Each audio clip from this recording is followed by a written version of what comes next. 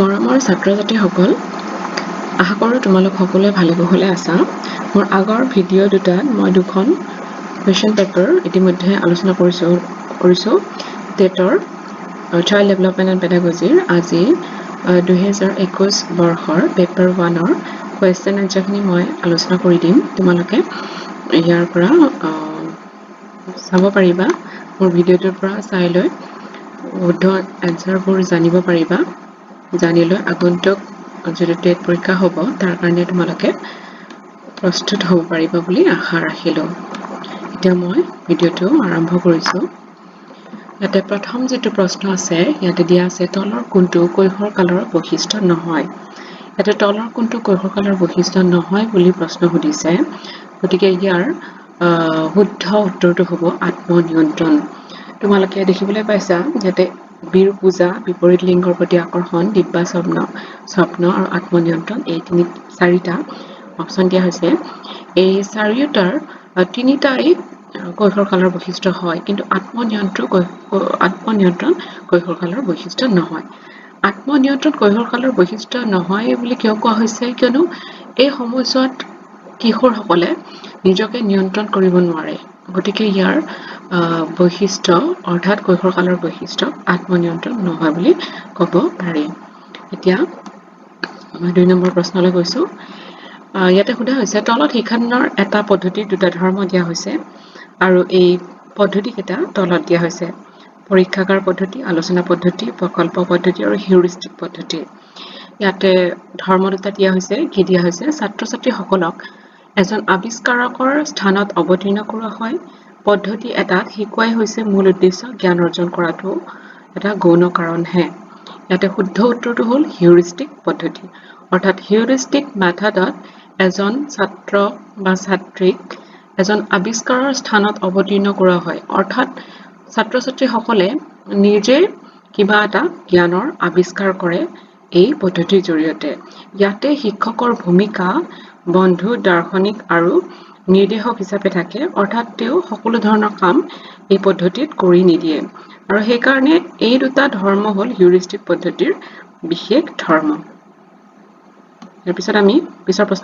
প্ৰশ্নটোলৈ গৈছোঁ। 3 নম্বৰ প্ৰশ্নটো হৈছে তলৰ কোনকেইটা বিশেষ প্ৰয়োজন থকা শিশুৰ অন্তৰ্ভুক্ত নহয়। ইয়াতে তোমালোকে মন কৰিবা মানসিকভাৱে বাধাগ্ৰস্ত, দৃষ্টিশক্তিহীন, শ্ৰৱণ শক্তিহীন, প্ৰতিভাৱান, সামাজিকভাৱে পিছপৰা বা অনগ্ৰসৰ। ইয়াতে প্ৰশ্নটো সোধা হৈছে তলৰ কোনকেইটা বিশেষ প্ৰয়োজন থকা শিশুৰ অন্তৰ্ভুক্ত নহয়। ইয়াতে নহয় বুলি কোৱা হৈছে আৰু অপশ্যন দিয়া হৈছে এইকেইটা। এতিয়া প্ৰশ্নটো মই শুদ্ধ বুলি মানি ল'ব পৰা নাই, কিয়নো ইয়াতে যিহেতুকে নহয়, হয় বুলি ক'লে আমি এই তিনিটা হয় বুলি ধৰিব পাৰিলোঁ হয়। মানসিকভাৱে বাধাগ্ৰস্ত, দৃষ্টি শক্তিহীন আৰু শ্ৰৱণ শক্তিহীন, এই তিনিটাক আমি মানি ল'ব পাৰিলোঁ হয় আৰু ইয়াক শুদ্ধ বুলি এইটো ধৰিব পাৰিলোঁ হয়। কিন্তু ইয়াতে প্ৰশ্নটো নহয় বুলি দিয়া হৈছে। নহয় বুলি কৈছে যিহেতুকে এই দুটা নহয়, অৰ্থাৎ প্ৰতিভাৱান আৰু সামাজিকভাৱে পিছপৰা বা অনগ্ৰসৰ, এই দুটা যিটো অপশ্যন দিয়া আছে এই দুটা বিশেষ প্ৰয়োজন থকা শিশুৰ অন্তৰ্ভুক্ত নহয়। কিন্তু এই ধৰণৰ অপশ্যন ইয়াতে দিয়া নাই। গতিকে এই প্ৰশ্নটো মই তোমালোকলৈ এৰিছোঁ, কিয়নো মই প্ৰশ্নটো শুদ্ধ বুলি মোৰ ফালৰ পৰা শুদ্ধ নহয় বুলি কৈছোঁ। ইয়াতে যদি হয় বুলি দিলে হয় তেতিয়াহ'লে শুদ্ধ উত্তৰটো 8 বুলি দিলোঁ হয়, আৰু যিহেতুকে নহয় বুলি দিছে শুদ্ধ উত্তৰটো প্ৰতিভাৱান আৰু সামাজিকভাৱে পিছপৰা হ'ব লাগিছিল, কিন্তু সেই ধৰণৰ অপশ্যন ইয়াতে দিয়া নাই। গতিকে এই প্ৰশ্নটো তোমালোকলৈ মই এৰি দিছোঁ। ইয়াৰ পিছৰ প্ৰশ্নটোলৈ মই গৈছোঁ। পিছৰ প্ৰশ্নটো আছে তলৰ কোনটো শিক্ষাদানৰ উদ্দেশ্যৰ মনোবিষয় অৰ্থাৎ চাইকোমটৰ ক্ষেত্ৰৰ স্তৰ অৰ্থাৎ হয় বুলি সুধিছে। ইয়াতে চাইকোমটৰ ক্ষেত্ৰৰ স্তৰ কোনটো হয় বুলি কোৱা হৈছে। ইয়াতে তোমালোকে অপশ্যনকে দেখিছা। শুদ্ধ উত্তৰটো হ'ল কোঅৰ্ডিনেশ্যন অৰ্থাৎ সমন্বয় হ'ল চাইকোমটৰ ক্ষেত্ৰৰ স্তৰ। তোমালোকে জানাই চাগে শিক্ষাদানৰ উদ্দেশ্যৰ যিকেইটা ক্ষেত্ৰ আছে সেইকেইটা কগনিটিভ, তাৰপিছত এফেক্টিভ আৰু চাইকোমটৰ। তাৰ ভিতৰত চাইকোমটৰৰ এটা স্তৰ হ'ল সমন্বয়। ইয়াৰ পিছৰ প্ৰশ্নটোলৈ আমি গৈছোঁ। 5 নম্বৰ প্ৰশ্নটো সোধা হৈছে খচৰা ৰাষ্ট্ৰীয় শিক্ষানীতি 2019খন প্ৰস্তুত কৰা কমিটিখনৰ সভাপতি কোন আছিল ইয়াৰ শুদ্ধ উত্তৰটো হ'ল ডক্টৰ কে কস্তুৰীৰংগন ইয়াৰ পিছত আমি পিছৰ প্ৰশ্নটোলৈ গৈছো এটা সোধা হৈছে তলৰ কোনটো শিক্ষণৰ সাধাৰণ বিধি নহয় ইয়াতে অপচন বিলাক দিয়া আছে অপচন বিলাক আমি অবজাৰ্ভ কৰি যেটো সি নম্বৰত আছে আংশিকৰ পৰা সামগ্ৰিকতালৈ অগ্ৰসৰ হোৱা এইটো অপচন আমি নহয় বুলি ধৰিছো বাকি কেটা হয় নিৰ্দিষ্টৰ পৰা সাধাৰণলৈ অগ্ৰসৰ হোৱা মূৰ্তৰ পৰা বিমূৰ্তলৈ অগ্ৰসৰ হোৱা সৰলৰ পৰা জটিলতালৈ অগ্ৰসৰ হোৱা এই গুটি কেটা শিক্ষণৰ সাধাৰণ বিধি কিন্তু এইটো নহয় সিটো নহয় ইয়াতে তোমালোকে আৰু এটা কথা জানি মোক সুধিব পাৰা যে আংশিকৰ পৰা সামগ্ৰিকতালৈ অগ্ৰসৰ হোৱা এইটো নহয় কিন্তু সামগ্ৰিকতাৰ পৰা আংশিকলৈ অগ্ৰসৰ হোৱা সেইটো হয় নে সেইটো কিন্তু হয় সমগ্ৰতাৰ পৰা আংশিকলৈ অগ্ৰসৰ হোৱা যেটো বিধি সেইটো কিন্তু শিক্ষণৰ সাধাৰণ বিধিৰ অন্তৰ্ভুক্ত হয় ইয়াৰ পিছৰ প্ৰশ্নটো হৈছে এখন বিদ্যালয়ৰ বাবে এটা নিৰ্দেশনা কাৰ্যসূচী অনুষ্ঠিত কৰিবলৈ প্ৰয়োজন হোৱা সেৱাসমূহ হৈছে এখন বিদ্যালয়ত যেতিয়া গাইডেন্স প্ৰগ্ৰাম অনুষ্ঠিত কৰিব বা আয়োজন কৰিব তেতিয়া কি ধৰণৰ সেৱাসমূহ অন্তৰ্ভুক্ত কৰিব লাগে ইয়াৰ শুদ্ধ উত্তৰটো হ'ল এ অৰ্থাৎ ব্যক্তিগত সংস্থাপন অনুসৰণ সেৱাসমূহ ইয়াৰ পিছৰ প্ৰশ্নটোলৈ গৈছো পিছৰ প্ৰশ্নটো আছে তলৰ তালিকা দুখনত শিক্ষণ কৌশল আৰু সেইবোৰৰ উপকৰণসমূহ দিয়া হৈছে আৰু তলত তোমাৰ শুদ্ধ কিটা দিয়া শুদ্ধ মিলটো বাছি উলোৱাৰ ইয়াতে অপচন দিয়া দিছে ইয়াতে চাবা ব্যাখ্যাকৰণ কৌশল প্ৰদৰ্শন কৌশল সন্ধানী প্ৰশ্নকৰণ কৌশল উদ্দীপক ভিন্নতাৰ কৌশল আৰু উপকৰণ দিছে পুনৰ নিৰ্দেশন সুনিৰূপিত ছাত্ৰ-ছাত্ৰীৰ সংকেত উদ্ধাৰ ছাত্ৰ-ছাত্ৰীৰ লিপ্ততা পাৰস্পৰিক ক্ৰিয়াৰ সালসলনি আৰু নিৰ্দেশন ইয়াৰ শুদ্ধ উত্তৰটো হ'ল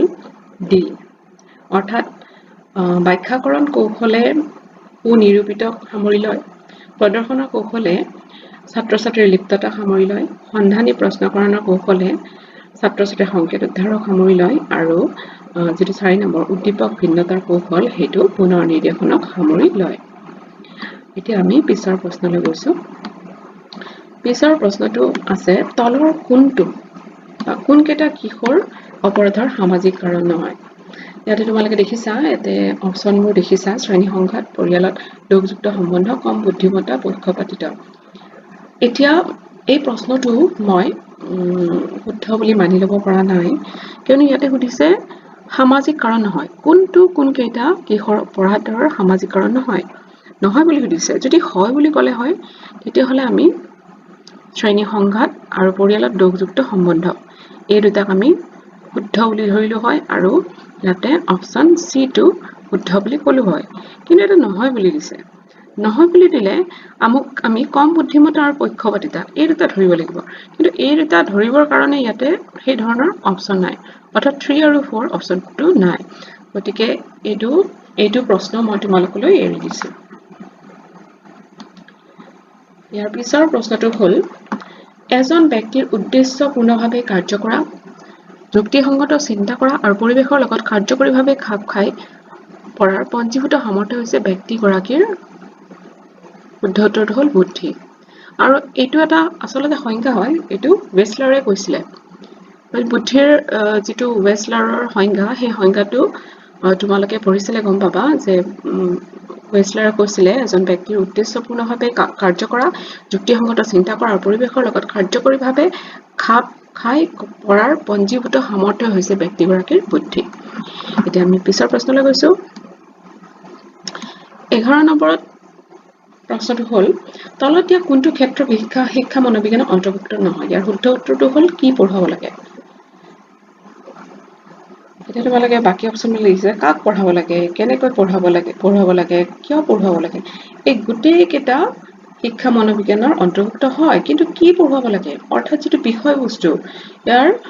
যেটো বিষয়বস্তু কি পঢ়াব লাগে সেই পঢ়োৱাৰ বিষয়টো কিন্তু শিক্ষা মনোবিজ্ঞানে ঠিক নকৰে অৰ্থাৎ ইয়াৰ যেটো অবজেক্টিভস শিক্ষাৰ যেটো উদ্দেশ্য বা লক্ষ্য সেই বিষয়টো শিক্ষা মনোবিজ্ঞানে ইয়াৰ পৰিসৰত সামৰি নলয় গতিকে শুদ্ধ উত্তৰটো হ'ল কি পঢ়াব লাগে অপচন এ ইয়াৰ পিছৰ প্ৰশ্নটোলৈ গৈছো পিছৰ প্ৰশ্নটো আছে পাঠ পৰিকল্পনাৰ সৰ্বত্ৰ স্তৰসমূহৰ শুদ্ধ ক্ৰমটো হ'ল ইয়াৰ শুদ্ধ উত্তৰটো হ'ল প্ৰস্তুতি উপস্থাপন অনুসংগ সাধাৰণীকৰণ আৰু প্ৰয়োগ পিছত আমি পিছৰ প্ৰশ্নটোলৈ গৈছো পুনৰ নিৰ্দিষ্টকৰণ কৰা হয় যেতিয়া ছাত্ৰ ছাত্ৰী এগৰাকীৰ উত্তৰটো শুদ্ধ উত্তৰটো হ'ল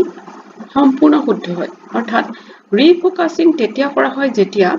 এগৰাকী ছাত্ৰ উত্তৰটো সম্পূৰ্ণৰূপে শুদ্ধ হয় তেতিয়াই ৰিফোকাসিং কৰা হয় বাকি কেইটা নহয় ইয়াৰ পিছৰ প্ৰশ্নটোলৈ গৈছো ছাত্ৰ ছাত্ৰীক ঘৰুৱা কৰ্ম অৰ্থাৎ হোমৱৰ্ক ইয়াৰ মূল উদ্দেশ্য হ'ল ছাত্ৰ ছাত্ৰীসকলক ঘৰত ব্যস্ত ৰখা ছাত্ৰ ছাত্ৰীৰ আজৰি সময় যথোপযুক্তভাৱে ব্যৱহাৰ কৰোৱা সময়মতে পাঠ্যক্ৰম শেষ কৰা ইয়াৰ শুদ্ধ উত্তৰটো হ'ল স্ব অধ্যয়নৰ অভ্যাস গঢ়ি তোলা অৰ্থাৎ নিজে নিজে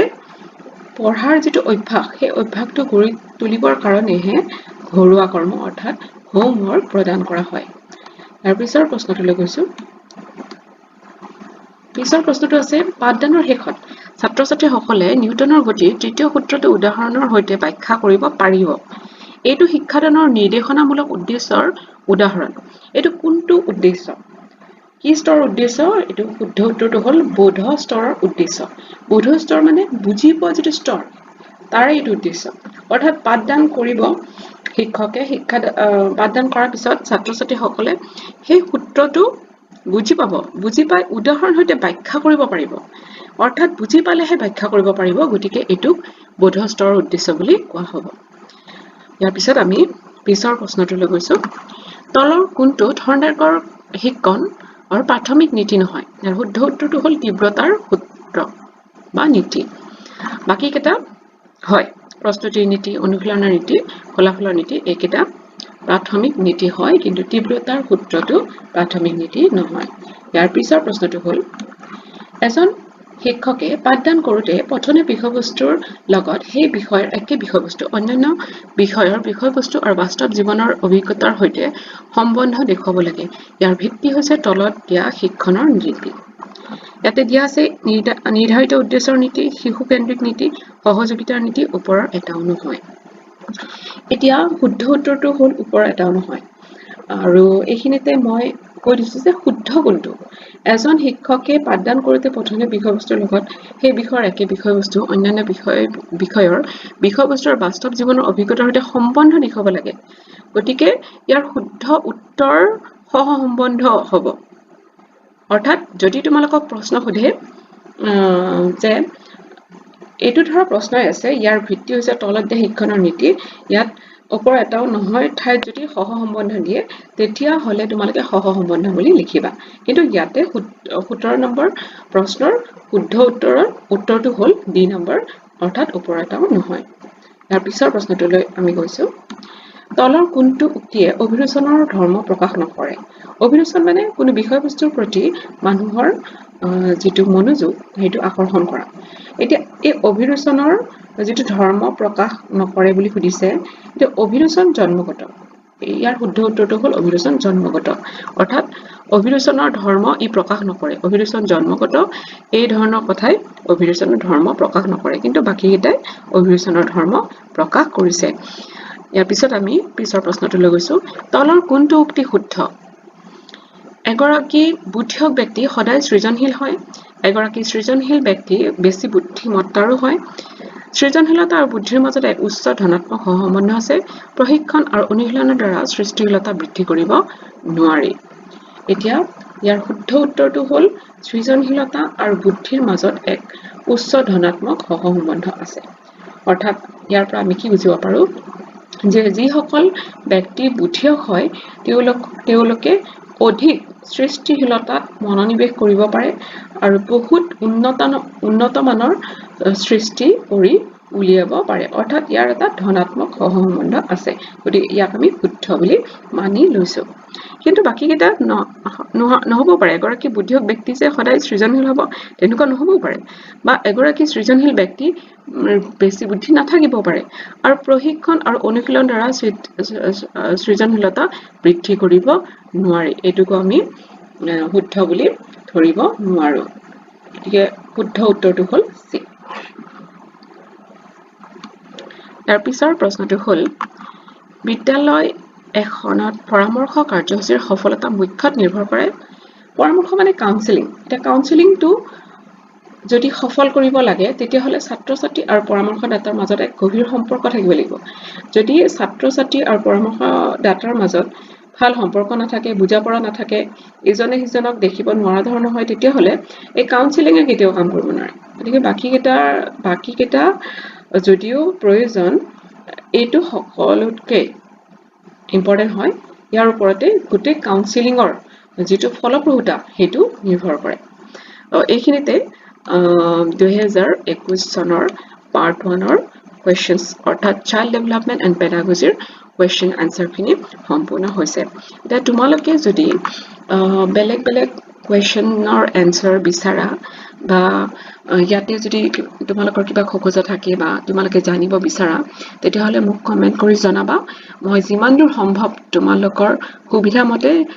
তোমালোকৰ উত্তৰসমূহ দিবলৈ চেষ্টা কৰিম আৰু এইখিনিকে কৈ আজি মই মোৰ ভিডিঅ'টো ইয়াতে সমাপ্ত কৰিছো বহুত ধন্যবাদ